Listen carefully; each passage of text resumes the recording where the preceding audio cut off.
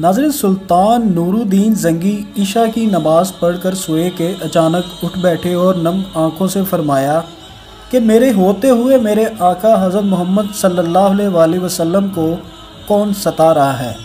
آپ اس خواب کے بارے میں سوچ رہے تھے جو مسلسل 3 دن سے انہیں آ رہا تھا، اور آج پھر چند لمحوں پہلے انہیں آیا، جس میں حضرت محمد صلی اللہ علیہ وآلہ وسلم نے 2 افراد کی طرف اشارہ کر کے فرمایا کہ یہ مجھے ستا رہے ہیں۔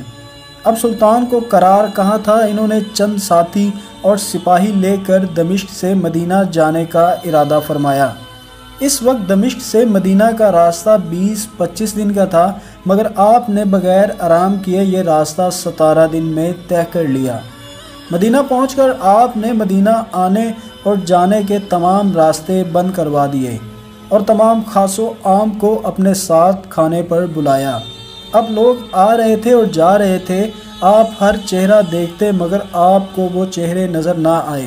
اب سلطان کو فکر لاحق ہوئی اور آپ نے مدینے کے حاکم سے فرمایا کہ کیا کوئی ایسا ہے جو اس دعوت میں شریک نہیں؟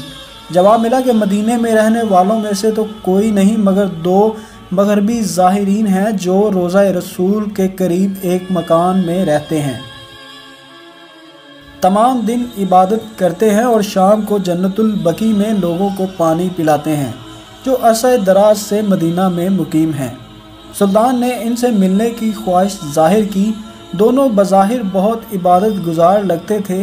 ان کے گھر میں صرف ایک چٹائی اور 2-4 ضرورت کی اشیاء موجود تھیں۔ یکدم سلطان کو چٹائی کے نیچے کا فرش لرزتا ہوا محسوس ہوا۔ آپ نے چٹائی ہٹا کر دیکھا تو وہاں ایک سرنگ تھی۔ آپ نے اپنے سپاہی کو سرنگ میں اترنے کا حکم دیا۔ وہ سرنگ میں داخل ہوئے اور واپس آ کر بتایا کہ یہ سرنگ حضرت محمد صلی اللہ علیہ وآلہ وسلم کی قبر مبارک کی طرف جاتی ہے۔ یہ سن کر سلطان کے چہرے پر غیظ و غیبت کی کیفیت طاری ہو گئی۔ آپ نے دونوں ظاہرین سے پوچھا کہ سچ بتاؤ تم کون ہو؟ حیل و حجت کے بعد انہوں نے بتایا کہ وہ نصرانی ہیں اور اپنی قوم کی طرف سے تمہارے پیغمبر کے جسم اقدس کو چوری کرنے پر معمور کیے گئے ہیں۔ سلطان یہ سن کر رونے لگے۔ اسی وقت ان دونوں کی گردنیں اڑا دی گئیں۔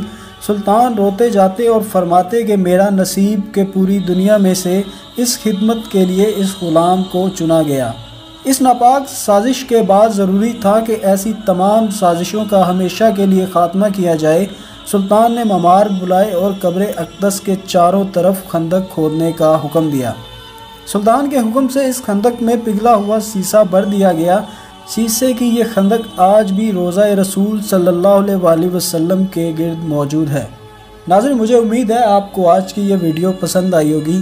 اگر پسند آئی ہے تو پلیز اسے لائک کریں، دوسروں کے ساتھ شیئر کریں اور مزید ایسی ویڈیوز کے لیے ہمارا چینل سبسکرائب کریں۔ اپنا اور اپنے پیاروں کا بہت سا خیال رکھیں۔